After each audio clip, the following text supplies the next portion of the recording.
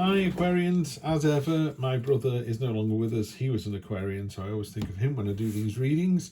They should still resonate for you, but just take that in mind when you listen to them in case I get a bit upset. Let's start off with present position, present expectation, the unexpected. This is a lovely reading. Short-term future, long-term future. It's a lovely reading. This death card as well. Death card is just transformation. It's caterpillar soup going into butterfly. You go through the veil. No one knows what's on the other side. You can prepare for it as best you can, but no one actually knows what's on the other side. So let's start off. We've got the Justice card of the Minor Arcana, the Queen of Swords. She's been hurt before. She'll be hurt again. She is stoic. She's determined. She's quite steely. She is happy to transform. She's happy to change. She's not set in her ways. I love this phrase. It's in one of my other, not this particular deck, but one of the other books is, she's been hurt in love before, but she's prepared to be hurt again. Just taking that chance on life, on a situation. Great energy. Love to see that energy. How cool is that? This has happened to me before. I've been passed over for promotion, or I'm not as lucky as I thought I would have been. Whatever it is, you just kind of just suck it up and get on with it. Love that about you, Aquarius. That is fantastic. We have the Moon card in your present expectation, which is, the Moon card is a tricky one because it's quite reactive, not proactive. It's a bit more when someone throws a situation at you, how do you respond to that situation? And the Moon card is great for that because it's unlimited power and potential. So you don't know how strong you are until you're put in that situation. Your boss calls you in. Are you worried? Is it going to be a promotion? Is it going to be a sacking? You shouldn't go into a room not knowing those two extremes. You should walk in going, I think this is going to be good news because I've been knocking it out of the park for the last 6 months. Or you should walk in shaking, going, they got rid of 20 people last week and the business is going nowhere. But to walk in not knowing which of those it is. And what the Moon card does is it goes, you're just steering that path right down the middle of this. Yeah, you got the potential and the power that you need to do whatever you need to do. In your unexpected position, you've got the Choices card, the 7 of Cups.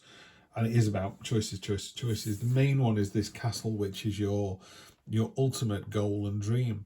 But what the card actually talks about is these things, they kind of come out of the smoke. In tarot reading, someone goes, have you thought about your father? Have you thought about your kids? Have you thought about your future? Have you thought about your job? It just kind of, a bit like the pensive in Harry Potter, it just stirs it up a little bit and then something comes to the surface.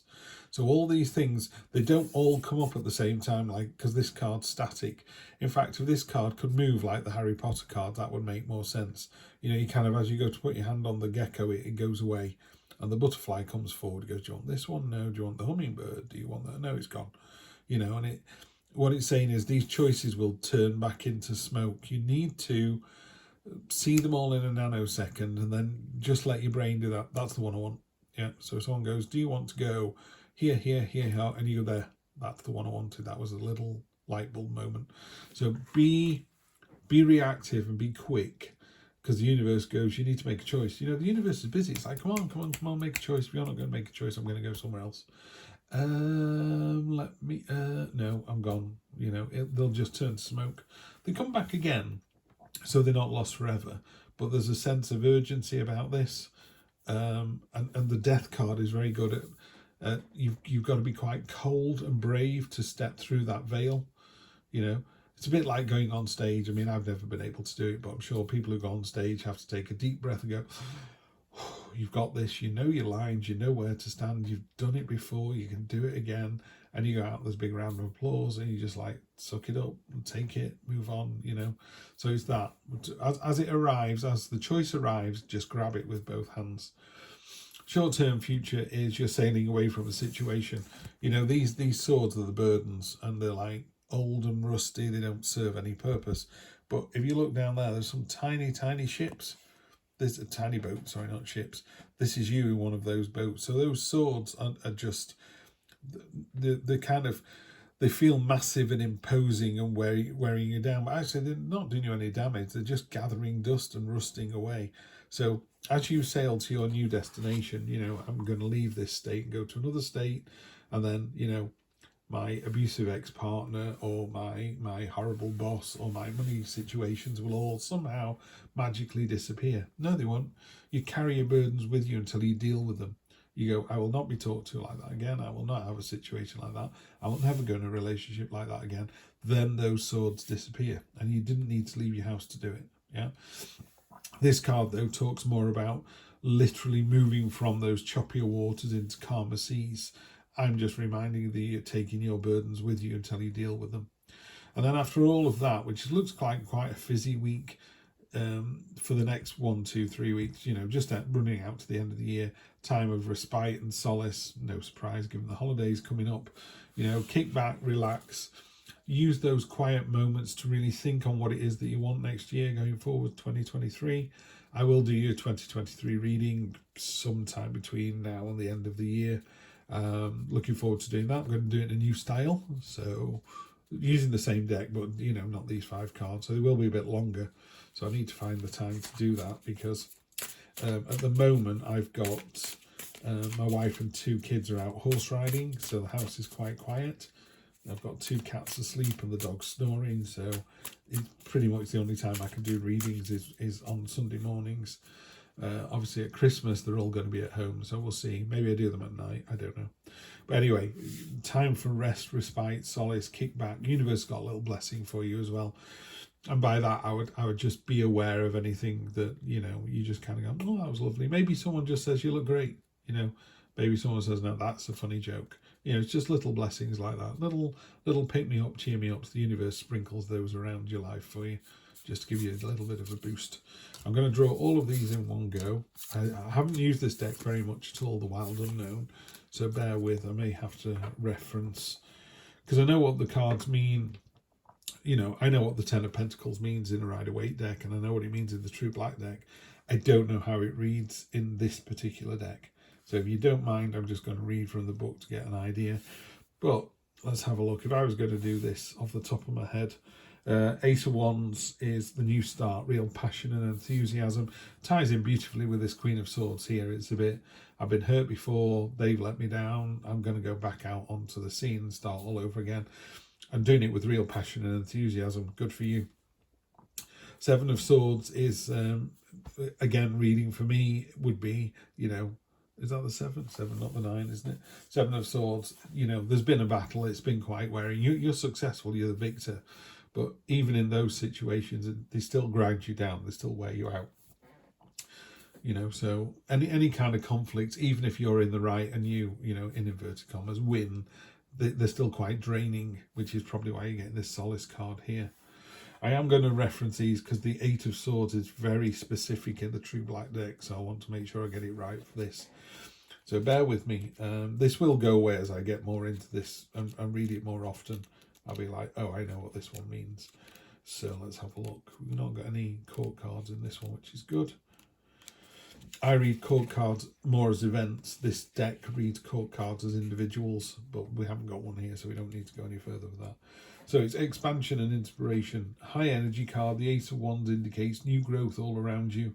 Your ideas and outlook will expand, and creativity seems creativity seems endless.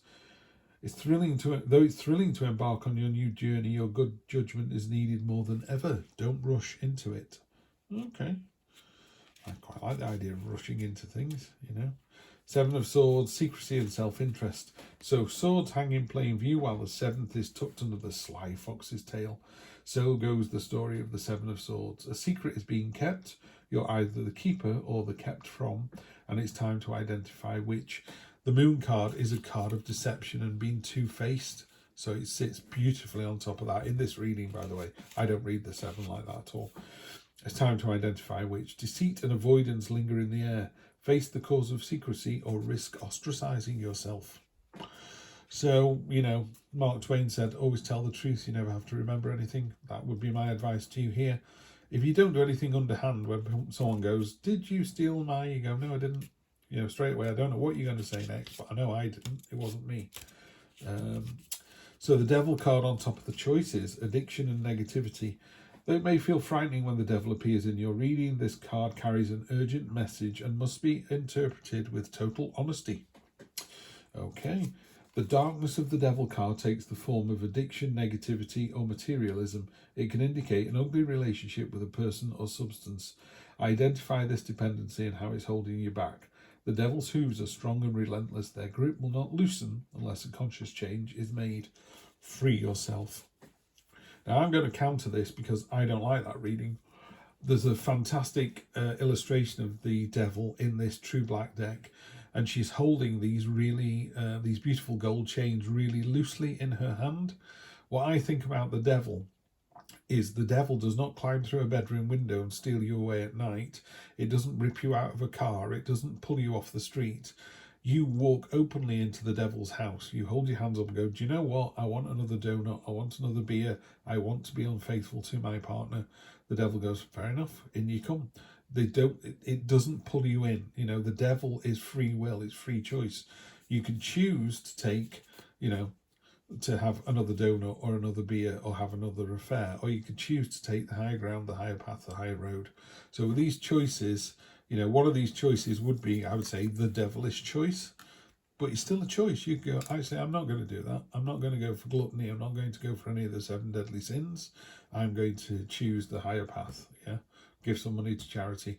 And the devil just walks away. He doesn't go, whoa, whoa, whoa. He doesn't try and persuade you. It's not a salesman. The devil goes, it's fine, I've got a busy day. There are plenty of other people who will willingly walk towards the devil. Yeah. So just temper that with this reading. I'm not overjoyed with the reading in this book there. The devil is still free will. You can choose to be the better person, or you can choose to take the lower path. And the choice is yours. You know, no one's forcing you to do this. High Priestess. There should be a good reading on the High Priestess. Number 2, so it's the Fool's spiritual mother. The High Priestess sits, stillness. She sits in stillness, and from there she's able to access realms others pass by without noticing. The vast world of intuition, dreams, and mystery.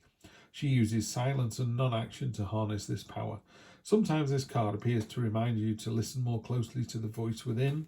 Listen to the voice within. Other times it's a time to look past the obvious and to find what's being kept secret or hidden within a given situation. Acknowledge the shadows.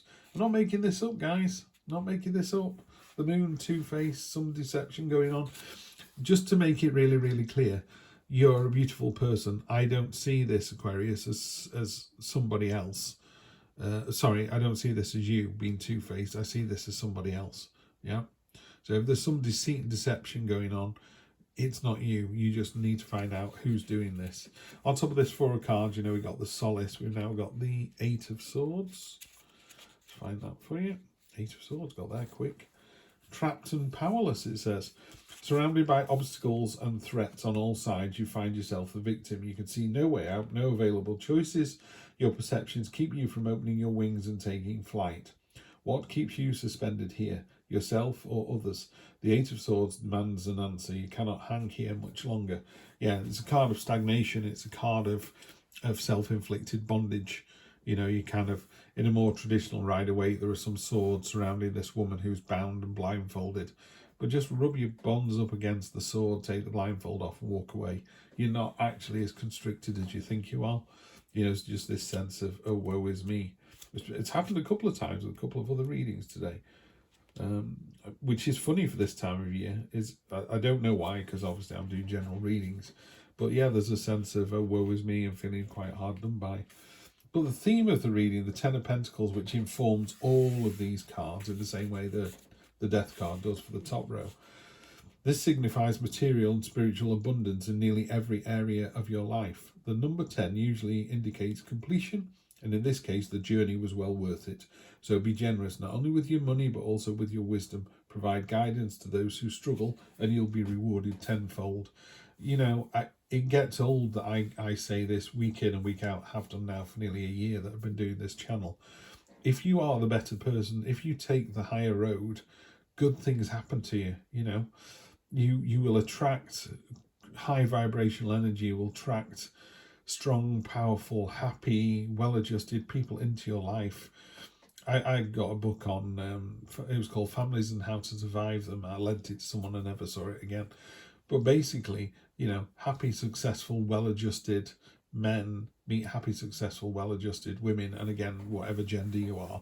But if you're happy, successful, maybe not even successful, happy, well-adjusted, you know, if you're just in a happy place, you attract those people, you have relationships with those people, maybe you have children with those people, and those people grow up to have happy, successful lives because they were brought up in that bubble of happiness and successfulness and love and all the rest of it, all the good stuff that we all want. But you can't pour from an empty cup. You have to be the person that pushes out this love and acceptance. And, you know, somebody cuts you up, maybe they're desperate to get to the hospital to see their dying child.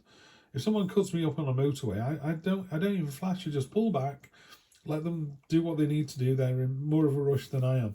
And if it makes me late for something, I was supposed to be late for it. You know, just be the better person, and, you know, good things will happen.